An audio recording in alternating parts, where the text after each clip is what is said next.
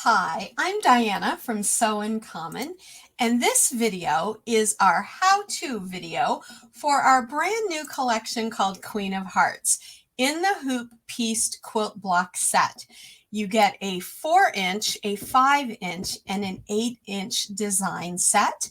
Everything comes together with your full instructions, all the fabric measurements you need, and of course, you can watch this video whenever you like, as often as you like. You can find the new design set available at our website, www.sewingcommon.com. You can just scroll down the front page and you'll find the shop area, or up on the top toolbar, you'll also find the shop area. So we hope that you enjoy, and this is our how-to. So let me share my screen with you and introduce you to the actual block itself. Let me make this large so everyone can see it. There we go.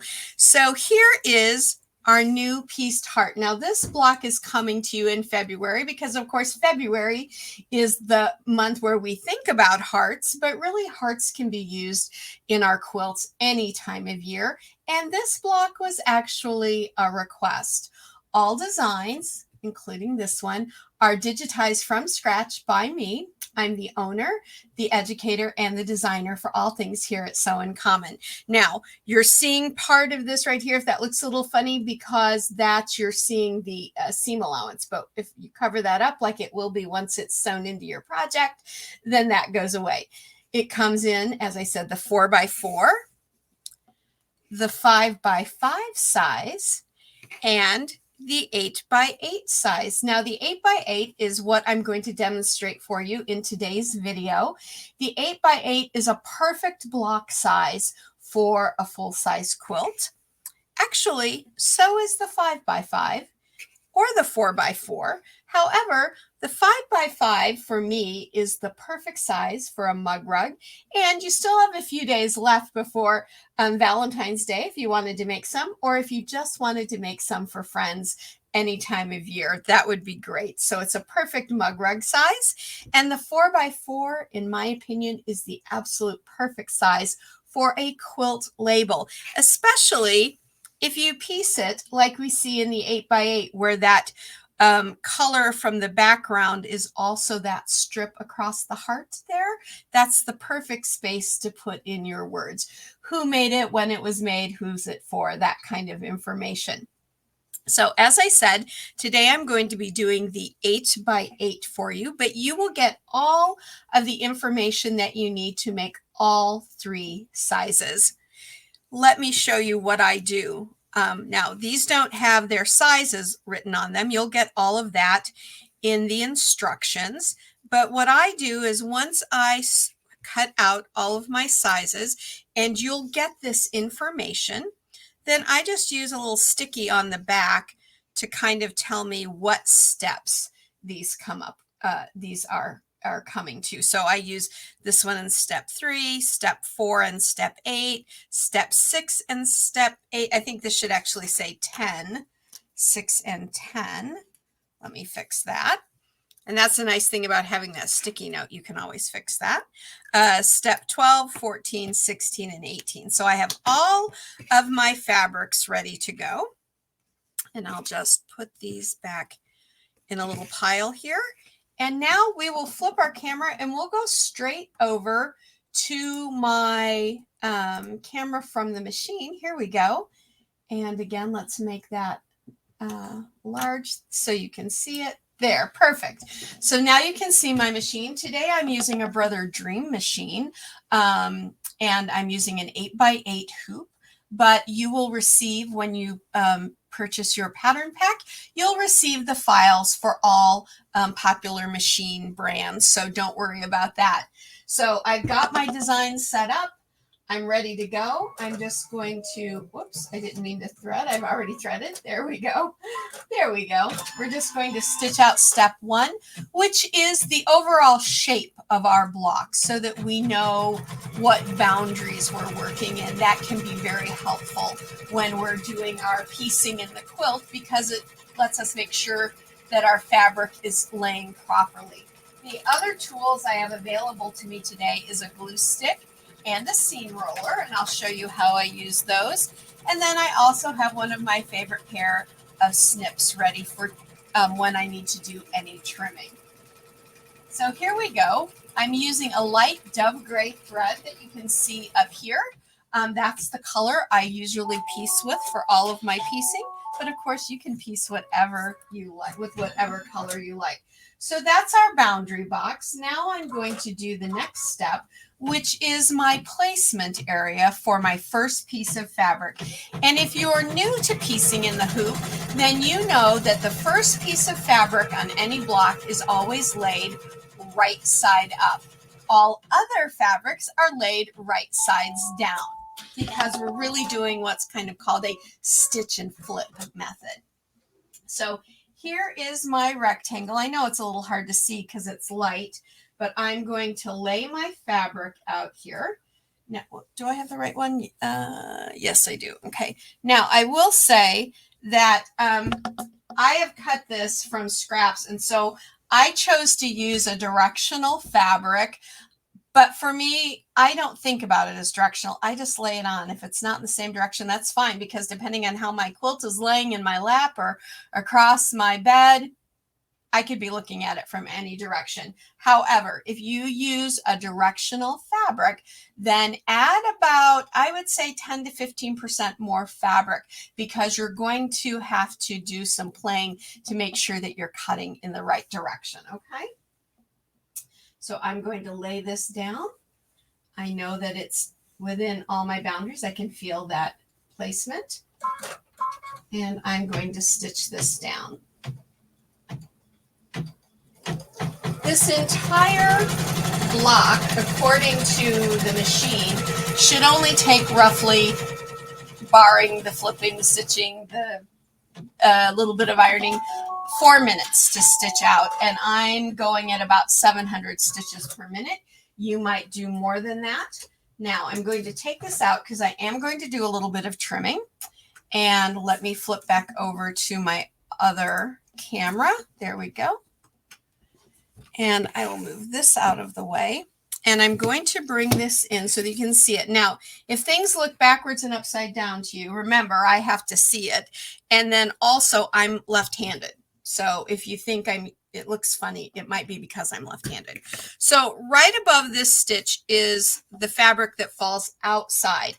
I will eventually trim that when I trim up my whole block. So I'm not going to worry about trimming it right there. However, this fabric here, I am going to trim. Now, I know that when we trim in the hoop, and I'm also going to put on my magnifiers. I love these little clip-on magnifiers. They really help me to see. When we do in the hoop, a lot of times we're told, trim up right next to that stitched line. For piecing in the hoop, I like to leave a little bit, somewhere between 1/8 and 1/4 of an inch of fabric there, because then I think your seams and everything as you stitch lie smoother. Now, don't throw this away. That will work perfectly when you make a 4x4 block. So I just set those aside. When those pop up, I don't waste them.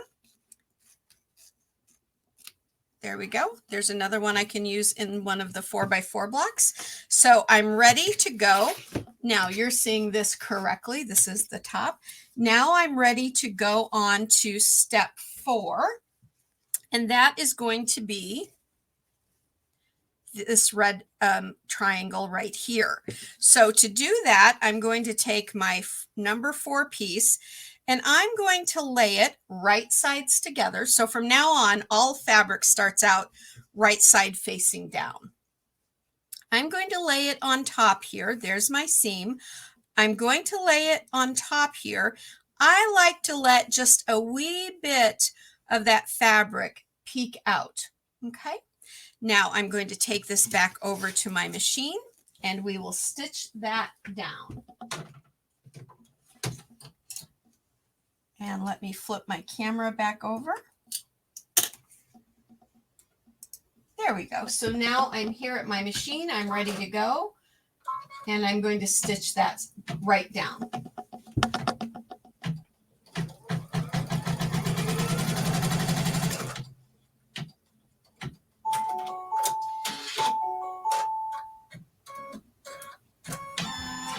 Now I'm going to take this fabric. I'm going to add just a swipe of my glue stick. It helps it lay flat while I'm doing the next step. Just a swipe like that. Doesn't need to be anything big. Any fabric glue stick will work, or any Elmer's glue stick, because it is non-toxic, which means it's not going to, it doesn't have all the chemicals in it that can hurt your fabric. I can't vouch for all glue sticks because some of them might not be made the same way, but I know Elmer's is fine. So I flipped that and stuck it down, but now I have my little seam roller and I can get in here and give that a good press. Right under here, it's a little difficult unless I take that out, so I'm just going to give it a little finger press. You could also use a small iron if you could get that in there. I do that as well sometimes. Now we're going to stitch this down. And I like to hold my fabric a little bit. I like to help it out. I know I've matched things up, but you never know. There we go. Now again, this needs to be trimmed. And I know it looks like there's a lot there, but you're going to end up with a piece again that could be used in a 4x4 block. So I'm not worried about that being wasted. I'm just taking it right here and I'm going to, now actually I shouldn't do that because I'm always telling people do your cutting on a flat surface. So let's go back to my other camera. There we go. And come up to the big one that time. There we go. So now here is the part that I need to cut. This is all on the outside, so I don't really need to worry about that, but I am going to cut across on this. And I'm just going to cut straight out because again, now that piece can be used, that might be even big enough to be used in one of the 5x5 blocks. So I set those little triangles aside. And I am going to trim this because I have another little piece that I have to do here.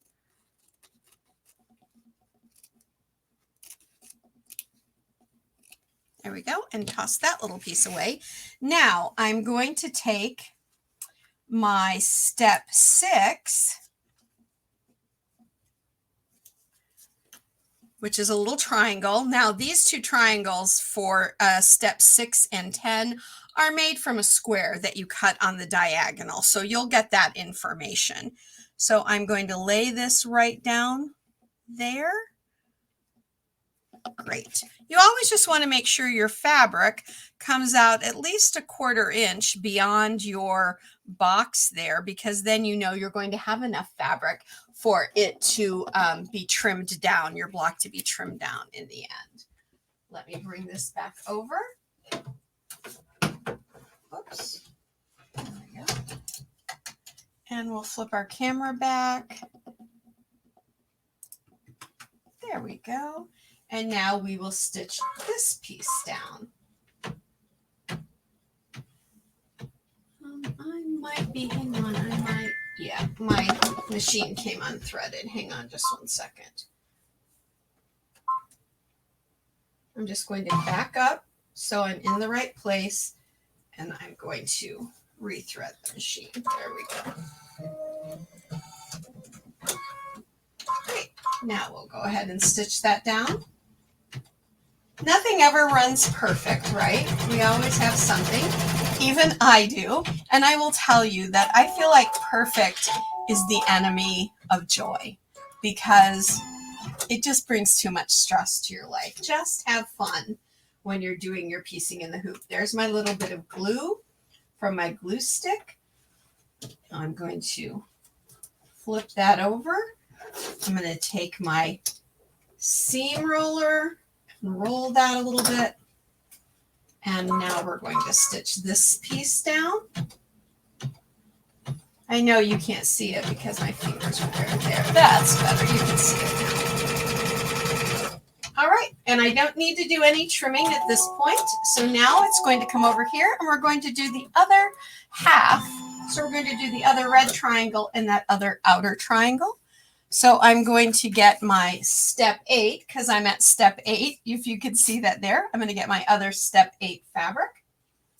And again, I'm going to lay it Since it's directional, I'm trying to be good about direction. There we go. I've got just a little bit of that other fabric that I can see, not much at all.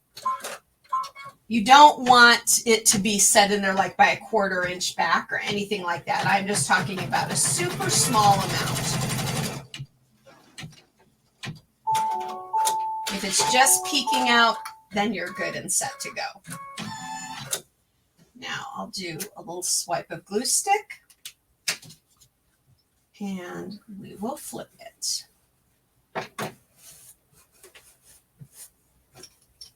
And I'll give it a little seam roll.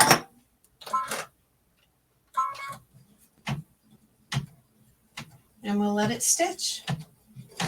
So piecing in the hoop, as you can see, is quite easy.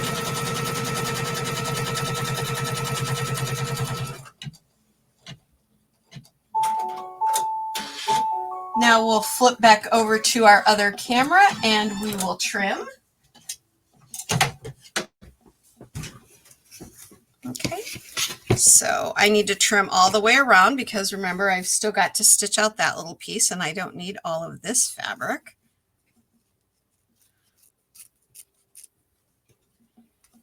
When you're doing your trimming, make sure you have a really good sharp pair of applique scissors or embroidery scissors. Whoops, I keep forgetting to take you back to the full, there we go. There, we're back to the full screen. The other ones I love are a double curved pair. I love these. These are a pair of my favorites. So those kinds of scissors will work really well for you. Now I'm just going to trim this piece down. And again, I have a big enough piece left here that I can certainly use that in one of my smaller squares. So that can surely be used in my 4x4, maybe even in my 5x5. All right, so now I'm ready to do this piece. So I'm going to get my step 10 piece. And I save my little stickies because they're the same numbering system regardless of which size you're making. Or if you're going to do multiples of the same size, you can just reuse them. So I've laid that down. So here's what I mean. See how there's just a tiny bit of that under fabric showing? That's all you need. Don't try to get it like right. Don't get it right on the line. That will certainly not, you will stitch on that line and it won't catch. And you don't even need that much, just the tiniest bit there. Okay. I'll bring this back around and I'll flip the camera here as soon as I get the hoop attached.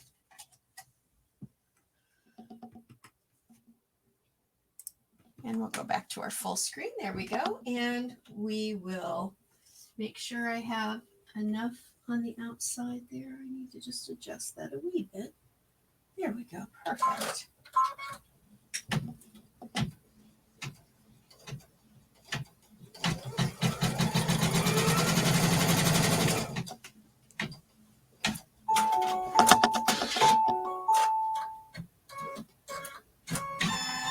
And believe it or not, your little bit of glue stick is almost more helpful when you're doing these larger blocks. Now, I know that doesn't come out quite that far, but it's still going to give me plenty there. I'm not worried about that.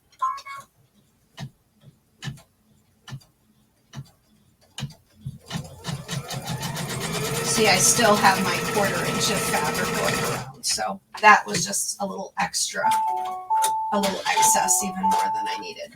All right, so now our top row of our heart is done. We've done this complete row. Now this next row, that's super simple because it's truly our step 12 piece of fabric and it's just one piece. Now, since I used a directional fabric, I'm going to try and be good here. Make sure I get this in the right way. But I don't always really seriously even worry about directional, but for this video, we'll try to make sure to do that. If you don't want to worry about directional at all, just don't worry about it or use a fabric that is non-directional. And that is pretty much the case whether you're quilting with your embroidery machine or you're quilting on a sewing machine or by hand, because any directional fabric you're going to have to make sure that in your half square triangles and everything that it would work out properly. That's why I just don't worry about it. Put my glue stick there, and I'll just roll this and flip it. Now that's down, and I'm definitely going to give, that's a nice big piece, so I'm definitely going to give that a bit of a seam roll. And now we will stitch that down. This is step 13 out of 20. So we are 2/3 done with our block as soon as this finishes stitching. And yes, I am going to do a wee bit of trimming here.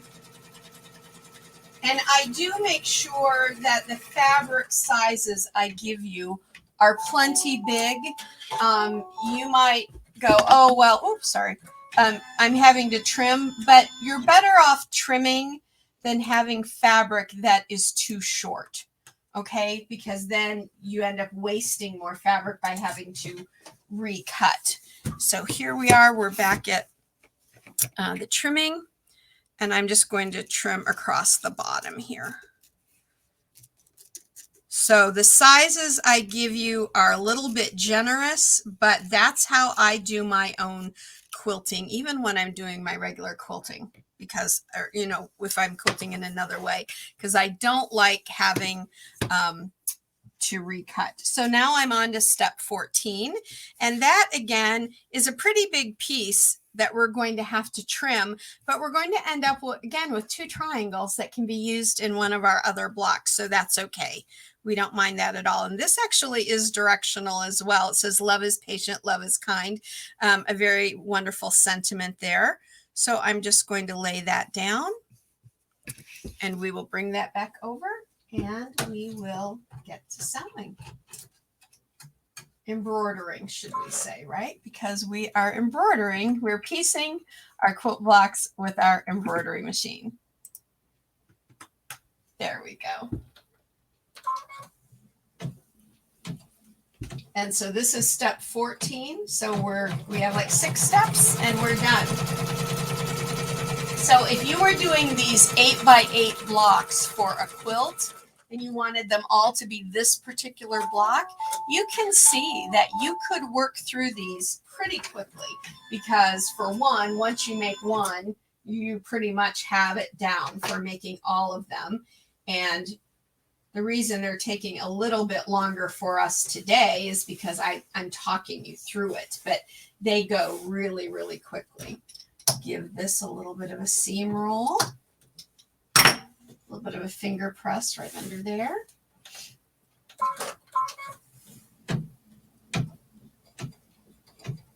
Now, if you were going to use only these 8x8s in your quilt, both of mine are going to look the same in regard to where the colors are placed, but you could switch the colors. So you could do one like this and then one where it's white, it's red, and where it's red, it's white. That would be a really fun positive, negative look on your quilt. That would be beautiful. Right, let's bring this out and bring it back over to our trimming table. There we go. Now I'm just going to trim around here. And again, I'm a lefty, so if it looks like I'm doing this in a really weird direction or something, that's probably why. If you're a lefty, then it'll look just fine for you. This was the one thing. So I've been quilting for over 55 years, technically. And this was the one thing that almost ended my quilting career, because back when I started quilting, when my grandmother was teaching me, she is a righty, I'm the only lefty in the family, and everything was done by hand. And it was a nightmare for me to get my stitches to look right. So I'm just going to trim that in half.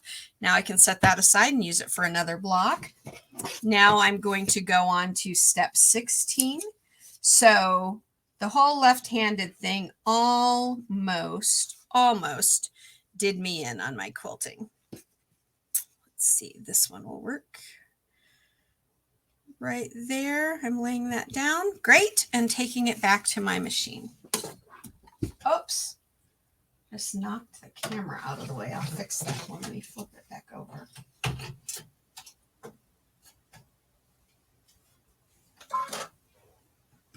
flip this back over. There we go. Now you can see it better.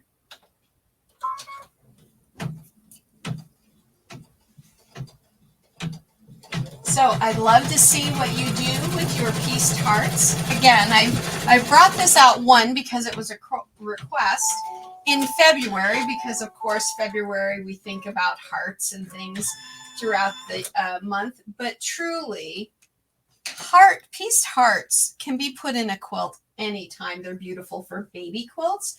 They're beautiful for engagement or wedding quilts. Just flip that. I'm just pressing that a little bit with my fingers there. So it can be beautiful. A block like this would be beautiful if you wanted to do a pieced backing to your quilt. Instead of just doing a wide back fabric or something like that, if you wanted a little more detail in the back of your quilt, why not scatter around some heart blocks? That would be really lovely as well. Now, I don't need to do any trimming on this particular one, and I can move right on to my last piece, which is right here. I've got that laid down right where I need it to be, and we'll stitch. And we are on our next to last piece, and then I'll show you what the very last step is before we take it out and trim it up.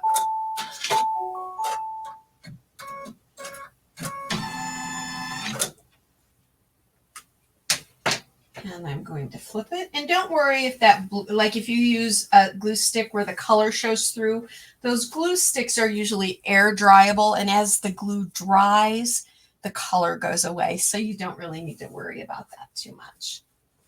Alrighty, here is our last one that we're going to stitch down. But then we have one more step to piecing our block.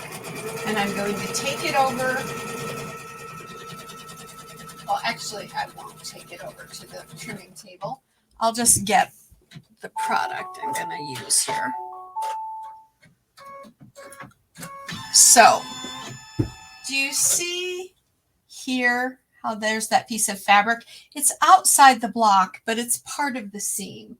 And right here, so they're all the way around in little places.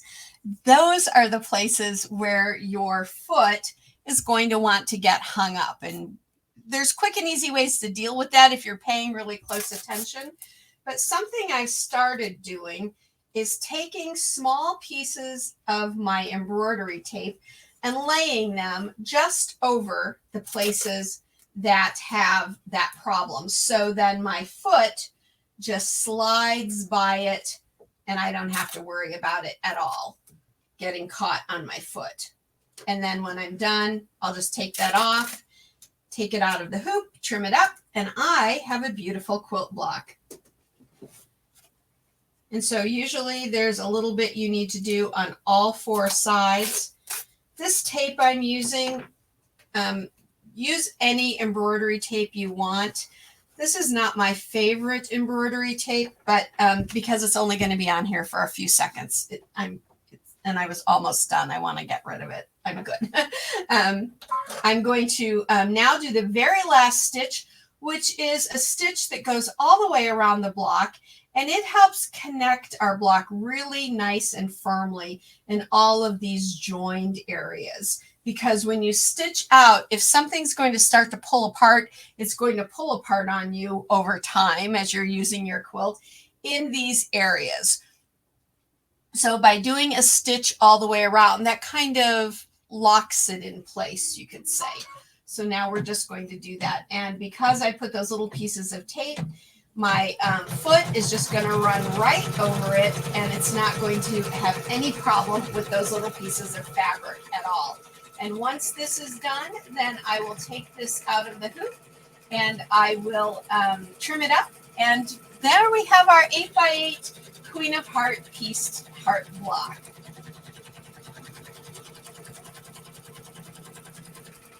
Now, if you were using this 8-inch block in a wedding or a baby quilt, this area here would be a great area to put the baby's name, birth date, that sort of thing, or the couple's name and their wedding date. That would be wonderful. Or anything. Maybe you're doing one for a friend going through a hard time. Maybe put some words of encouragement in there. That would be lovely as well. All right, so let's take it out, flip it back to our other camera one more time. There we go. Now I'm going to take this out of my hoop.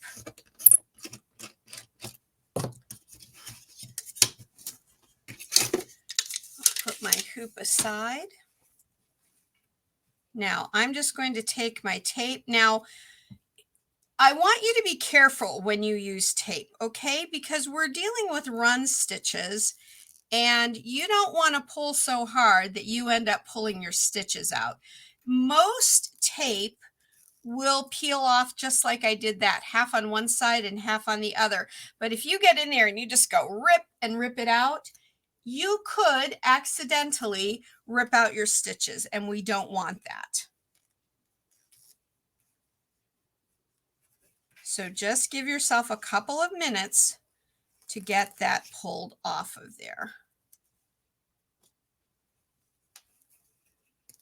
Because the last thing you want to do is have to go back and redo it, right? Nobody wants to do that. There we go.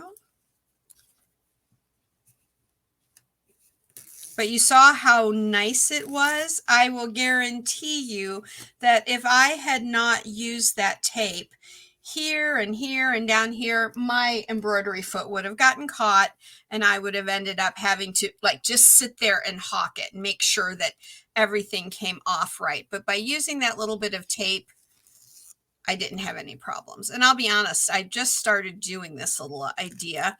I was thinking about it the other day because I know I had some questions about it and I thought, well, sure, just use a little bit of tape, no problem.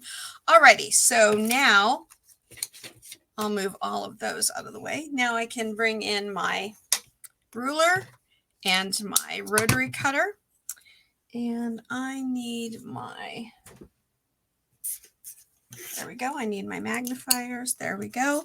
So now here is my stitch line and I want there to be a 1/4 inch to the outside all the way around. So there's my 1/4 inch line on my ruler and I just line it up right on that seam, right on that stitch line. Now I need to take scissors to finish this because my stabilizer goes out beyond my cutting surface. So let me just do that on this one edge. There we go. And that can go in the waste bin. And now I'm just going to rotate it. And again, just line that up. Because this piece under here is not a cutting surface, so I don't want to cut it or mar up my tabletop. Now we're going to do the third side.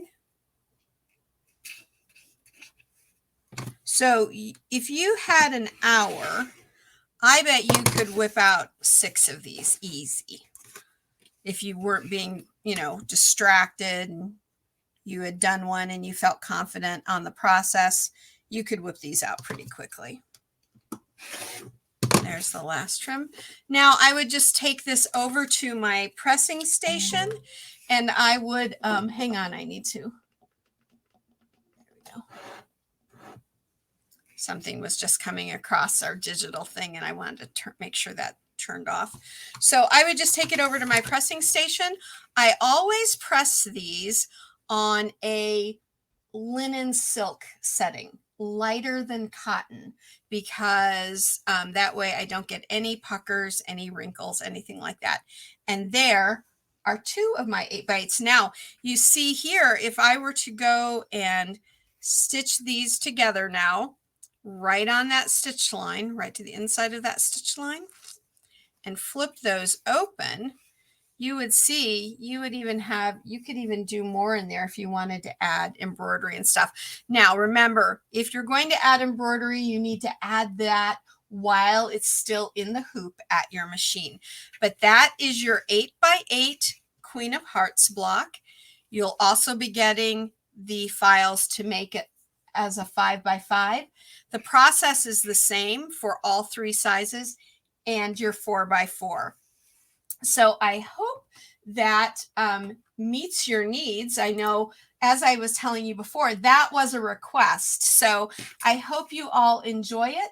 Again, you can find the pattern set at www.sewincommon.com. And as I tell everyone every week on our weekly video, please go sew life beautiful. Quilt up something beautiful with your embroidery machine. Till next time, bye for now.